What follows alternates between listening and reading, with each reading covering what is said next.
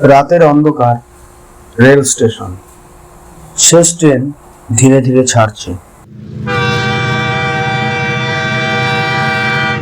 প্রায় খালি কামরা। রতন জানলার ধারে বসে, চারপাশ ফাঁকা।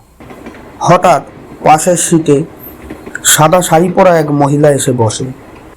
তার চুল ভেজা, জল পড়ছে। রতন ভয় পেয়ে মহিলাকে জিজ্ঞেস করলো, কোথায় নামবেন? মহিলা ধীরে মাথা ঘুরিয়ে হাসলেন।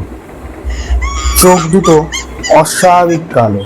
হঠাৎ মহিলা বলে উঠল, আমি তো নামি না, তোমাকেই নামাতে এসেছি। হঠাৎ ট্রেনের আলো নিভে যায়। জানলার বাইরে থেকে অসংখ্য হাত রতনের দিকে এগিয়ে আসছে।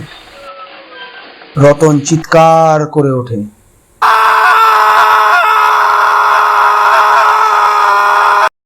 সকালবেলা রেল পুলিশ কামরার ভেতরে ঢুকে দেখে সিটে শুধু একটা ভিজে চাদর পড়ে আছে। রতনের আর কোনো খোঁজ নেই।